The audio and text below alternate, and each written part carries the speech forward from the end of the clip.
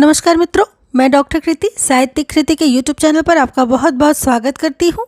आज की इस वीडियो में हम गोविंद पांडे जी की वस्तुनिष्ठ हिंदी पुस्तक से टॉमस स्टर्न्स इलियट के बारे में पढ़ेंगे। टॉमस स्टर्न्स इलियट पाश्चात्य काव्यशास्त्र के अंतर्गत बहुत महत्वपूर्ण कवि एवं आलोचक माने जाते हैं, जो कि नोबेल प्राइज से पुरस्कृत है। और साथ साथ इनकी तीन जो सैद्धांतिक आलोचना है, काव्य सिद्धांत है, उसको पाश्चात्य काव्यशास्त्र में बहुत महत्वपूर्ण दृष्टिकोण माना जाता है। तो आज हम इसी बारे में विस्तृत रूप से पढ़ेंगे। इनकी काव्य रचनाओं को तथा इनके काव्य सिद्धांत को विस्तार से पढ़ने के साथ साथ इनकी संक्षिप्त जीवन परिचय को हम सर्वप्रथम देखेंगे, क्योंकि इलियट जिस समाज से आते हैं वो अमेरिका का था और साथ साथ वहाँ बहुत सारे कवि एवं आलोचक पहले से ऐसे विद्यमान थे जिन्होंने अपनी काव्य सिद्धांत एवं अपनी रचनाओं के माध्यम से पहले से ही बहुत सारी स्थापना कर रखी थी।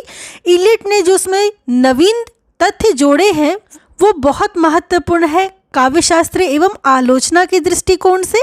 तो शुरू करने से पहले मैं आपको ये बता देना चाहती हूँ कि पाश्चात्य काव्यशास्त्र तथा संपूर्ण हिंदी साहित्य पर मेरी सारी वीडियोस बनी हुई है, जो कि आपके परीक्षा की दृष्टि से बहुत महत्वपूर्ण है। प्लेलिस्ट में आपको सभी वीडियोस का लिंक मिल जाएगा।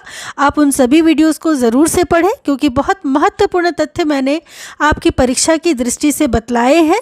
चाहे आप किसी भी परीक्षा की तैयारी कर रहे हो हिंदी साहित्य से, तो ज़रूर से इन वीडियोज़ को देखिएगा, बिल्कुल स्किप मत कीजिएगा। बहुत महत्वपूर्ण वीडियोज़ हैं।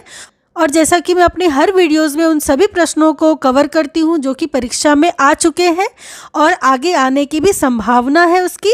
तो चलिए हम आज बिना देर करते हुए शुरू करेंगे टॉमस स्टर्न्स इलियट के बारे में पढ़ना। जन्म एवं मृत्यु अर्थात समयकाल की बात करें तो इलियट का समयकाल 1888 से 1965 तक का माना जाता है। जन्मस्थान अमेरिका है इनका। इनके निदेशक थे फेबर एंड फेबर। ध्यान दीजिएगा, निदेशक कौन थे? Faber and Faber. संपादक थे दी क्राइटेरियन। कौन थे इनके संपादक? The Criterion. वहीं पुरस्कार व रचना की बात करें तो इनको सन 1948 ईस्वी में नोबेल पुरस्कार मिला था द वेस्टलैंड के ऊपर। द वेस्टलैंड बहुत महत्वपूर्ण पुस्तक है टॉमस स्टर्न्स इलियट की। इनको नोबेल प्राइज से सम्मानित किया गया था और जो महत्वपूर्ण रचना थी वो थी द वेस्टलैंड। इसके अतिरिक्त इलियट ने और भी बहुत सारी रचनाएं लिखी हैं जिसको हम समालोचनात्मक कृतियों के नाम से जानते हैं। ये सभी आलोचनात्मक रचनाएं हैं इलियट की। ये सभी रचनाएं परीक्षा में बहुत महत्वपूर्ण है, इन सबको हम ज़रूर अच्छे से देखेंगे। द सेक्रेड वुड 1920 ईस्वी। होमेज टू जॉन ड्राइडन 1924 ईस्वी। एलिजाबेथन एसेज 1932 ईस्वी। The use of poetry and the use of criticism 1933 ईस्वी। सेलेक्टेड एसेज 1934 ईस्वी। एसेज एंशियंट एंड मॉडर्न 1936 ईस्वी। नॉलेज एंड एक्सपीरियंस इनका शोध प्रबंध है। तो ये सभी महत्वपूर्ण रचनाएं थी इलियट की। आगे हम देखेंगे इलियट के गुरु का नाम क्या था कि आयरविंग बेबिट और जॉर्ज सांतियाना। तो आयरविंग बेबिट और जॉर्ज सांतियाना इलियट के गुरु का नाम था।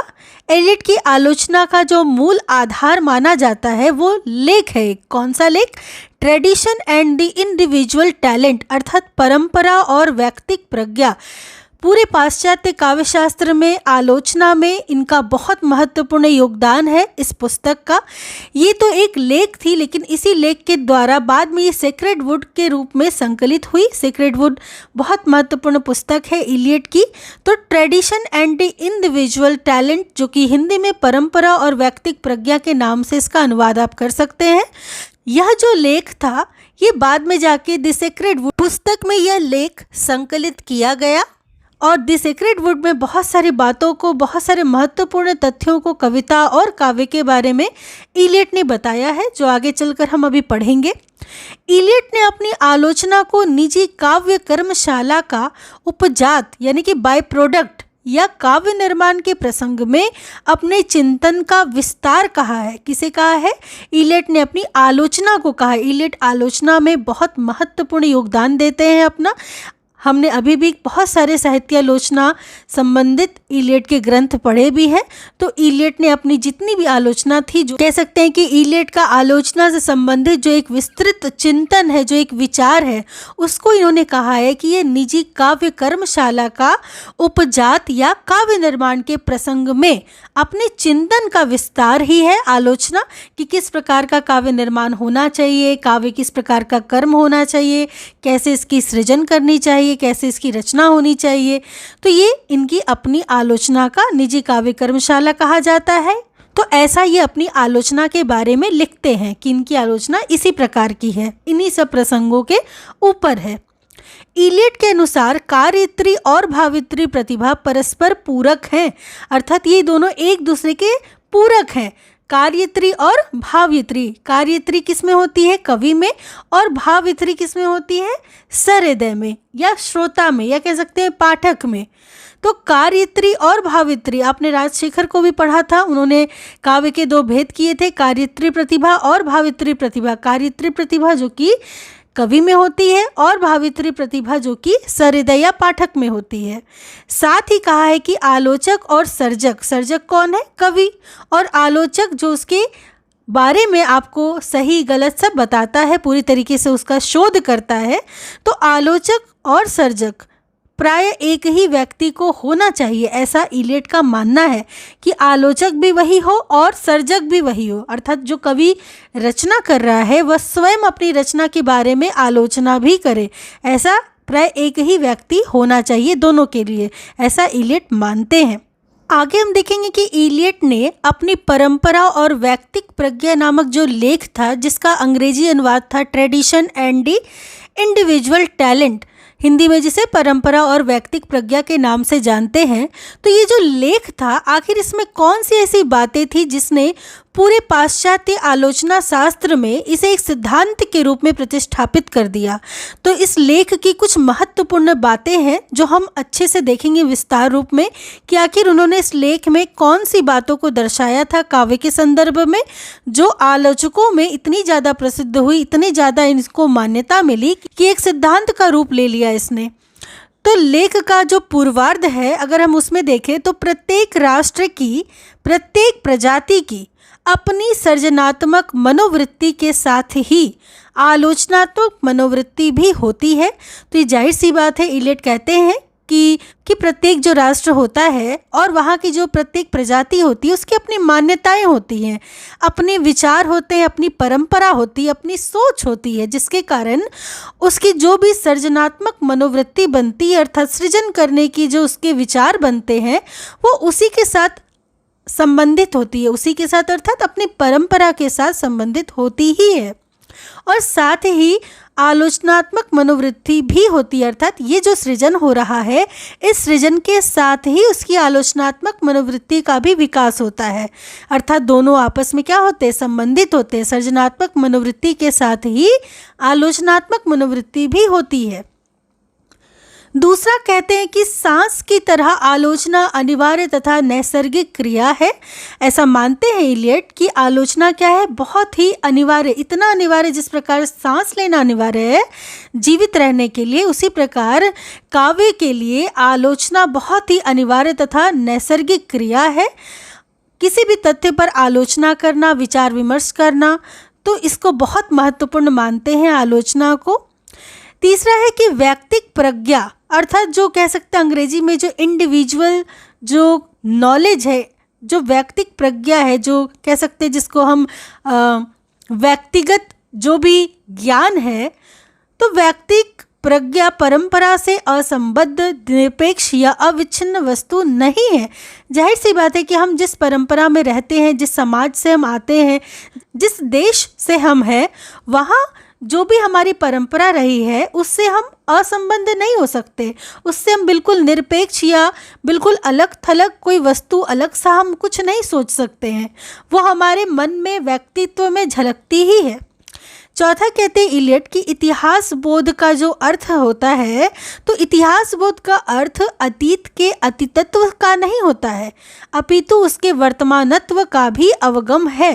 जाहिर सी बात है कि जो इतिहास हम पढ़ते हैं, बहुत सारे लोग इतिहास से पीछे भागते हैं, लेकिन इतिहास क्या है? वो हमारी परंपरा है। जब तक हम उसके अस्तित्व के बारे में नहीं जानेंगे तब तक हम अपने वर्तमान का अस्तित्व ही नहीं पहचान पाएंगे, क्योंकि हमारे वर्तमान का जो अस्तित्व है वो कहीं ना कहीं हमारे इतिहास की गहराइयों में छिपा हुआ है। हम उसी से निकलकर सामने आए हैं। हमारा विकास उसी अतीत के गर्त से हुआ है, उसी क्रम में हम आगे बढ़ रहे हैं। आज जो हम वर्तमान में हैं, कल के भविष्य में हम ही इतिहास बन जाएंगे। तो ये हमारी एक सच्चाई है आज की। क्या आगे जाकर के आगे की पीढ़ियां इस सच्चाई से इनकार कर सकती हैं? बिल्कुल नहीं, क्योंकि ये आज जो हमारा वर्तमान है यही तो कल अतीत बनेगा। तो वही बात इलियट कहते हैं कि इतिहास बोध का अर्थ अतीत के केवल अतीतत्व से नहीं है, केवल अतीत है वो ऐसा नहीं है, अपितु उसके वर्तमानत्व का भी अवगम है, अर्थात उसके वर्तमान की ओर भी ये इशारा करता है कि किस प्रकार इसका विकास क्रम है। पांचवा, इलियट कहते हैं कि जिस तरह वर्तमान से अतीत परिवर्तित होता है, उसी तरह अतीत से वर्तमान निर्देशित होता है। अब देखिए, जिस प्रकार वर्तमान से अतीत परिवर्तित होता है, वही कहने का तात्पर्य जो अभी भी मैंने बताया कि वर्तमान जो आज हमारा है वही तो अतीत में परिवर्तित हो जाएगा, और उसी अतीत से वर्तमान निर्देशित होगा, और आगे जिनका भविष्य आने वाला है, जब वो भविष्य आ जाएगा तो वो उनके लिए वर्तमान हो जाएगा, और आज हमारे साथ जो समय बीत रहा है, जो हम आज कर रहे हैं, वो उनके लिए अतीत बन जाएगा। तो सीधी सीधी यही सरल बात है कि जिस तरह वर्तमान से अतीत परिवर्तित होता है, उसी तरह अतीत से वर्तमान निर्देशित होता है। हम अपने इतिहास में जाकर के ही समझते हैं कि हमने कौन सी गलतियां की, हमारी परंपरा क्या थी, हमें क्या करना चाहिए, हमारा अस्तित्व कहाँ से है, क्या है। हम उन्हीं जड़ों से समझते हैं और अपने भविष्य का निर्माण करते हैं, अपने वर्तमान को सही करते हैं। आगे कहते हैं इलियट कि कवि को अतीत का अर्थात परंपरा का ज्ञान तो होना चाहिए, परंतु ज्ञान भार से आक्रांत नहीं होना चाहिए। तो इलियट की बहुत महत्वपूर्ण बात है कि कवि को अतीत का, उसकी परंपरा का, संस्कृति का ज्ञान तो अवश्य होना चाहिए, लेकिन वो इसमें इतना भी आक्रांत ना हो जाए, इतना भी इसके भार से दब ना जाए कि वो बिल्कुल कह सकते हैं रूढ़िवादी बन जाए। विकास क्रम क्योंकि रूढ़िवादी बनने से कभी नहीं आगे चलता, हमें परंपरा को साथ लेते हुए विकास की ओर बढ़ना चाहिए। तो रूढ़िवादी होने से बचने को कहता है कवि को कि ज्ञान तो हो परंपरा का, लेकिन वो रूढ़िवादी ना बन जाए। एक तरह से उनका मानना है कि परंपरा जो होती है उससे हम ज्ञान प्राप्त करें, ज्ञान का अर्जन करें और उसके विकास में उसके भागीदार बने। आगे इलियट कहते हैं कि कलाकार की प्रगति सतत आत्मोत्सर्ग है, अर्थात उसकी लगातार अपने आप को, स्वयं को काव्य के लिए, स्वयं को कला के लिए उत्सर्ग कर देने की है, बलिदान कर देने की है। व्यक्तित्व का सतत निर्वापण है, अर्थात वो अपने स्वयं के व्यक्तित्व को, व्यक्तिगत जो भी भावनाएं हैं उसको दरकिनार करके एक समाज के रूप में सोच को विकसित करे, समाज के कल्याण के लिए काव्य रचना करे। कलाकार का यह मुख्य धर्म होता है। तो व्यक्तित्व के इस अव्यक्तिकरण से ही कला विज्ञान की स्थिति में पहुंच सकती है, अर्थात जब हमारा कह सकते हैं कि जब व्यक्तिगत रूप से हम सामाजिक रूप में प्रवेश करते हैं तो हमारे विचार समाज के कल्याण की दृष्टि से विकसित होते हैं, समाज के कल्याण की दृष्टि से आगे बढ़ते हैं और समाज के परिष्कार के लिए ही उसी उद्देश्य से कलाकार काव्य का या रचना का सृजन करता है। तो इसमें इलियट मानते हैं कि इस अव्यक्तिकरण से ही कला जो होती है विज्ञान की स्थिति में पहुंच जाती, जहाँ पे व्यक्तिगत जो इच्छा होती है, व्यक्तिगत जो संतुष्टि होती है उसका भाव ना रह करके सामाजिक कल्याण की, सामाजिक संतुष्टि की, सहृदय पाठक के भाव को परिष्कार करने की एक भावना का विकास होता है। तो इस प्रकार लेख के पूर्वार्ध में इलियट ने इस प्रकार की बातें लिखी थी। वही बात करें लेख के उत्तरार्ध की, तो सबसे पहले इन्होंने लिखा उत्तरार्ध में सच्ची आलोचना तथा संवेदनात्मक परिशंसा का लक्ष्य। जो सच्ची आलोचना होती है और जो संवेदनात्मक परिशंसा होती है, संवेदनात्मक अर्थात जो भावों से संबंधित हो, अर्थात जो हमारी आंतरिक भावनाओं से लक्षित होता है, उससे प्रेषित होता है, उसका जो लक्ष्य है वो कवि नहीं है बल्कि काव्य है, अर्थात काव्य ही परम लक्ष्य है। सच्ची आलोचना तथा संवेदनात्मक परिशंसा का honest criticism and sensitive appreciation is directed not upon the poet but upon the poetry। आगे इलियट लिखते हैं कि कलाकृति के आस्वादन से, अर्थात जो भी रचना ने कला का निर्माण किया उसके आस्वादन से, उसके रस के स्वाद से, या कह सकते हैं उसके भावों के आस्वादन से उत्पन्न जो भी अनुभूति होती है वो किसी भी अन्य साधन से उत्पन्न अनुभूति से बहुत अलग तरह की होती है। अगला है कि कलाकार जितना उत्कृष्ट होगा उसमें भोक्ता और सृष्टा का अंतर उतना ही स्पष्ट होगा। भोक्ता अर्थात जो कला का भोग करता है, रस का आस्वाद करता है, सहृदय या पाठक आप कह सकते हैं, या कह सकते हैं जो भी इसका आस्वाद लेता है वो भोग करने वाला भोक्ता कहलाता है।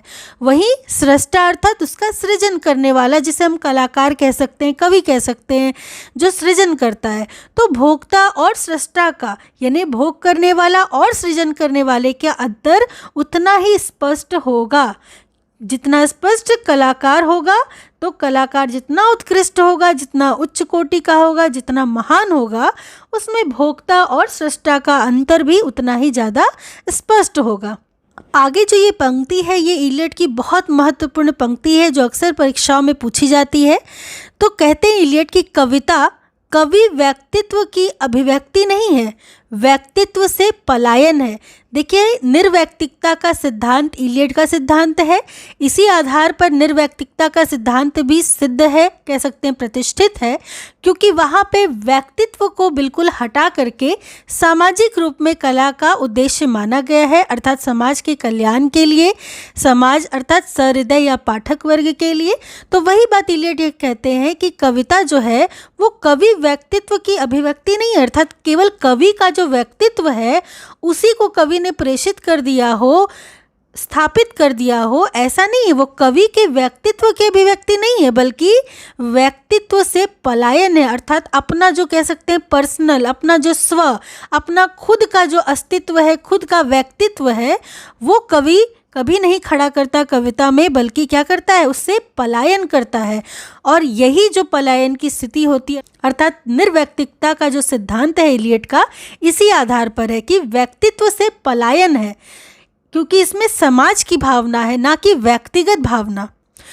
तो ये बहुत महत्वपूर्ण पंक्ति है, इसको बहुत अच्छे से देखिएगा कि कविता कवि व्यक्तित्व की अभिव्यक्ति नहीं है, बल्कि व्यक्तित्व से पलायन है, इलियट की है।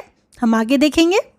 आगे इलियट लिखते हैं कि काव्य में जो सार्थक भाव होता है, सार्थक अर्थात अर्थ सहित जो भाव होता है, मूल जो भाव होता है जिसके कारण काव्य का सृजन किया गया है, तो काव्य में सार्थक भाव की अभिव्यंजना को महत्वपूर्ण बताया है इलियट ने कि काव्य का सार्थक भाव और उसकी अभिव्यंजना बहुत महत्वपूर्ण है। सार्थक भाव को और अधिक विस्तार से समझाते हुए इलियट ने लिखा है कि वह भाव जिसका अस्तित्व काव्य में होता है, कवि के जीवन वृत्त में नहीं। अर्थात ये जो सार्थक भाव है, अर्थ सहित जो भाव होता है किसी भी काव्य का, वह भाव उसका अस्तित्व जो होता है वो काव्य में होता है, कवि के जीवन वृत्त में उसका कोई अस्तित्व नहीं होता। जैसे कह सकते हैं कि कोई रचनाकार जब अपनी रचना करता है तो कहा जाए कि उसके जीवन वृत्त में ही इतनी ज़्यादा महानता थी कि इस प्रकार की काव्य की रचना हुई, तो ऐसा नहीं है, बल्कि इलियट मानते हैं कि उसका अस्तित्व काव्य में होता है, कवि के जीवन वृत्त में नहीं होता है। तो इस प्रकार कुछ महत्वपूर्ण बातों को इलियट ने अपने लेखों में उद्धृत किया है। आगे हम देखेंगे इलियट के अनुसार कविता का सौंदर्य उसकी सहत पूर्णता में है। सहत पूर्णता अर्थात उसके एक साथ सम्मिलित रूप से पूर्ण होने में है, ना कि विच्छिन्न अवयवों में, यानी कि उसके भिन्न भिन्न बिखरे अवयवों में नहीं है, बल्कि उसकी एक रूपता में है। संपूर्ण मिलकर के जब सहसंबंध के रूप में एक होते हैं, सहसंबंधित होते हैं, सम्मिलित होते हैं आपस में, उस आपस में सम्मिलित जो पूर्णता होती है उसमें काव्य का सौंदर्य है, ना कि उसके विच्छिन्न विभिन्न अलग थलग अवयवों में। आगे हम देखेंगे इलियट ने रिचर्ड्स और एम्सन की शाब्दिक आलोचना पद्धति को नींबू निचोड़ आलोचना कहा है। ध्यान दीजिएगा, लेमन स्क्वीजर क्रिटिसिज्म कहा है इलियट ने किसे, रिचर्ड्स और एम्सन की शाब्दिक जो आलोचना पद्धति है उसे महत्वपूर्ण है, इसे ध्यान रखिएगा, परीक्षाओं में पूछा जाता है। इलियट ने रुचि परिष्कार को आलोचना का अन्यतम प्रयोजन माना है। इलियट कहते हैं कि आलोचना का एक अन्य प्रयोजन यह भी है रुचि परिष्कार, अर्थात जो भी रुचि है उसका परिष्कार करने की, उसे शुद्ध बनाने की। इलियट का मूर्त विधान भारतीय रस सिद्धांत का विभावन व्यापार है। मूर्त विधान के बारे में जाकर हम और पढ़ेंगे, जिसे हम अंग्रेजी में ऑब्जेक्टिव कोरिलेटिव के नाम से भी जानते हैं, जिसे हिंदी में हम वस्तुनिष्ठ समीकरण के नाम से भी जानते हैं। तो इलियट का यही जो मूर्त विधान है वो भारतीय रस सिद्धांत का कह सकते हैं विभावन व्यापार है। विभावन अर्थात विभाव से इसका तात्पर्य लिया जा सकता है। विभाव को मैंने आपको पिछली वीडियो में पढ़ाया भी है विस्तार रूप में, जब हम भरत मुनि के रस सिद्धांत को पढ़ रहे थे, जिसमें हम विभाव, अनुभाव, व्याभिचारी और संचारी भावों को हमने पढ़ा था। तो आप पिछला वीडियो भरत मुनि का रस सिद्धांत से संबंधित उसको ज़रूर से देखिएगा, जिसमें विभाव को विस्तार रूप से मैंने समझाया है। प्लेलिस्ट में आपको वीडियो मिल जाएगी। तो यही बात यहाँ पे इलियट कहते हैं कि ये जो मूर्त विधान है भारतीय रस सिद्धांत का, ये विभावन व्यापार है। विभावन में आपको पता है दो भेद होते हैं, एक होता है आलंबन विभाव और एक होता है उद्दीपन विभाव।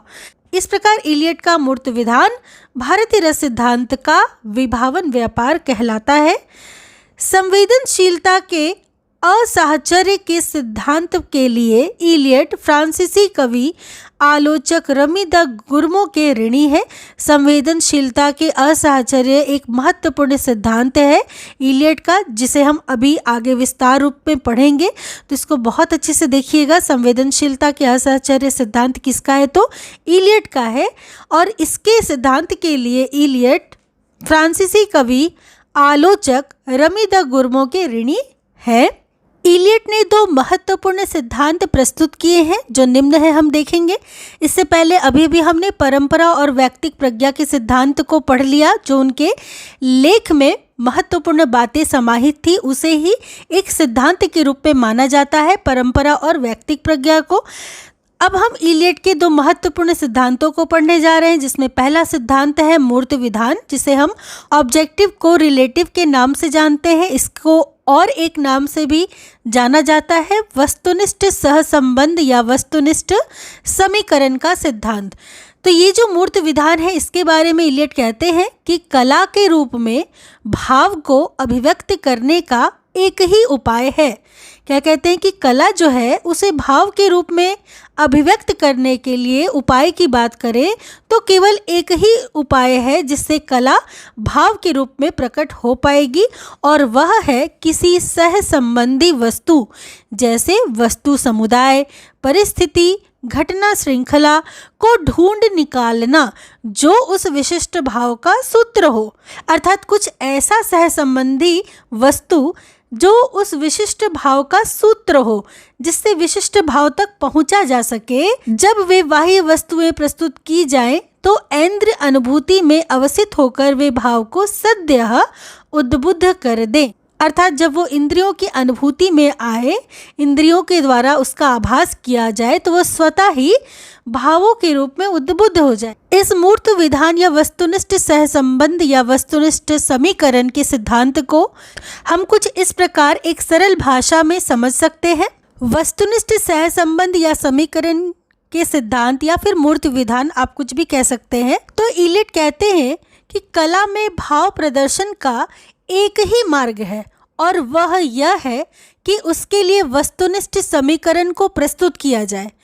इलियट के वस्तुनिष्ठ समीकरण को विभाव विधान भी कहा जा सकता है। उनके अनुसार विभावों का चयन इस रूप में किया जाए कि सहृदय या सामाजिक के हृदय में नाटककार के मन के भाव स्वतः जागृत हो जाएं।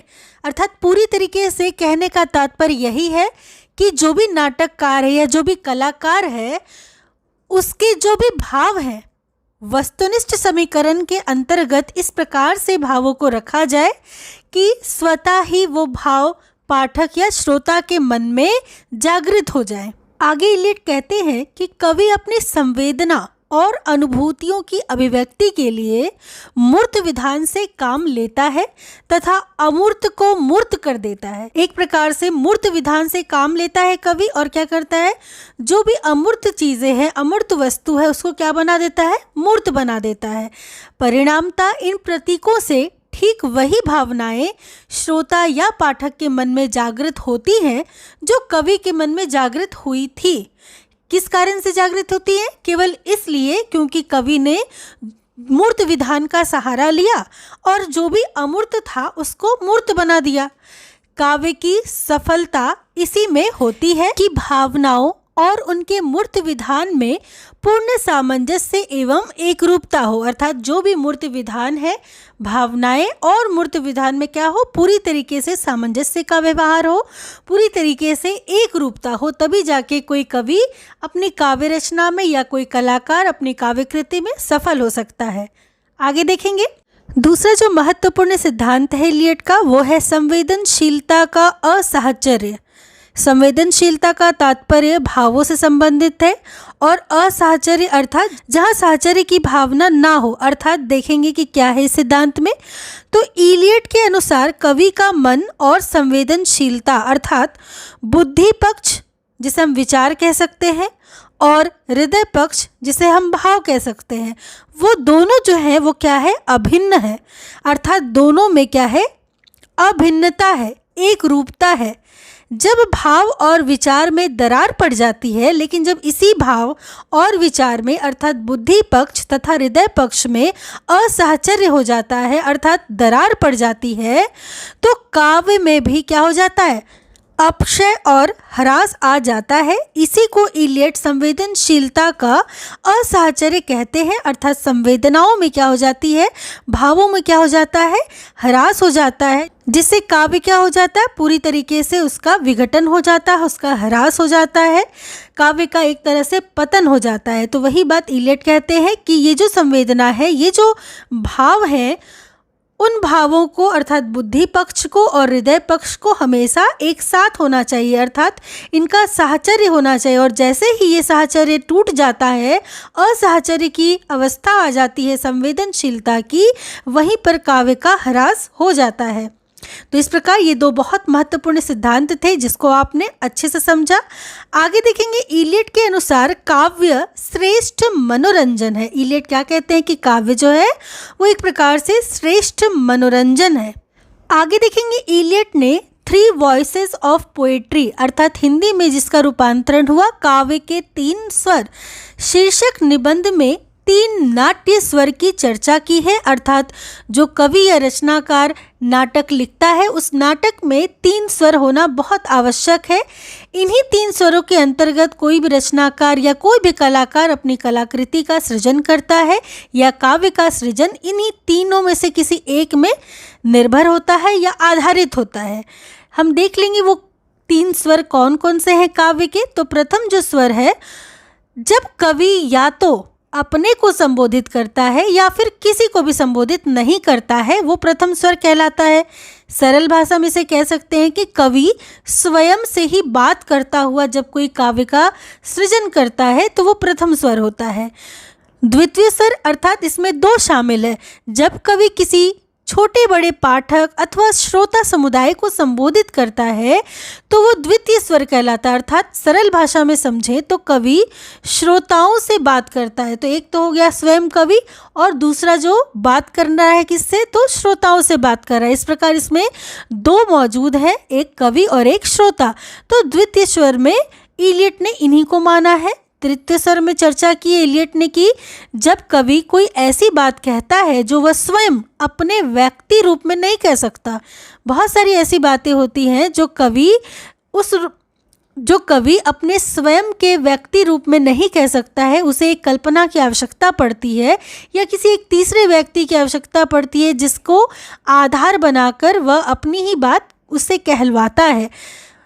तो हम देखेंगे कि कवि कोई ऐसी बात कह रहा है जो वह स्वयं अपने व्यक्ति रूप में नहीं कह पा रहा है, बल्कि जिसे वह सिर्फ उस सीमा के भीतर कह सकता है जिसमें एक काल्पनिक पात्र दूसरे काल्पनिक पात्र को संबोधित कर रहा हो।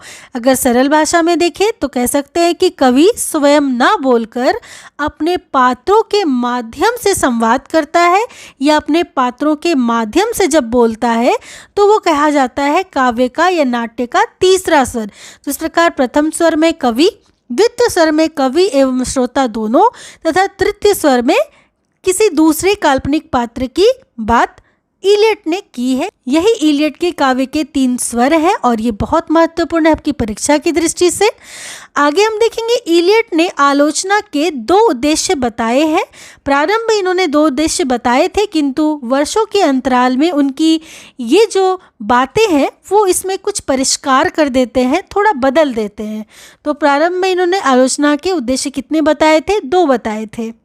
तो यही अवधारणा, जैसा कि मैंने पहले भी कहा कि बाद में जा कर के उनकी जो अवधारणा थी आलोचना को लेकर के जो 2 उद्देश्य बताए थे वो बदल गए, और ये बदल करके इन विभिन्न लेखों में समाहित हुए, जिसमें पहला लेख या निबंध है द फंक्शन ऑफ क्रिटिसिज्म सन 1923 ईस्वी की, जिसमें इन्होंने 2 उद्देश्य बताए, विषदन और रुचि परिष्कार। और दूसरा लेख या निबंध है द फ्रंटियर्स ऑफ क्रिटिसिज्म 1956 ईस्वी, जिसमें भी 2 उद्देश्य हैं, बोध और आस्वाद।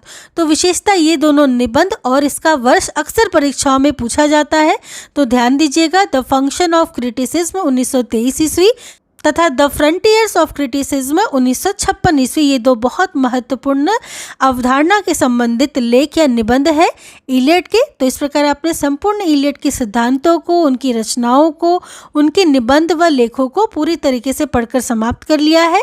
आगे की वीडियो में हम ईवर, आर्मस्ट्रॉन्ग, रिचर्ड्स के बारे में विस्तार से पढ़ेंगे। तो इसी प्रकार चैनल के साथ बने रहें, और यदि आप पहली बार चैनल पर आए हैं तो चैनल को लाइक, शेयर, सब्सक्राइब जरूर करके रखें, क्योंकि इसी प्रकार की वीडियोस जो कि बहुत महत्वपूर्ण है मैं आपको हमेशा देती आई हूँ। तो अब देख लेंगे हम आज के कक्षा के प्रश्न को। तो आज का हमारा प्रश्न है कि इलियट की आलोचना का मूल आधार जो लेख है वो किस में संकलित है? तो जल्दी से इसका उत्तर वीडियो के कमेंट सेक्शन में अपने नाम और शहर के साथ लिखकर भेज दीजिए। और वीडियो यदि आपको पसंद आई हो तो एक लाइक ज़रूर करें और लोगों के साथ भी इसे शेयर करें। और यदि अब तक सब्सक्राइब नहीं किया है तो चैनल को सब्सक्राइब जरूर कर लें। तो चलिए मिलती हूँ अगली वीडियो में रिचर्ड्स के साथ। तो तब तक के लिए आप सबका बहुत बहुत धन्यवाद।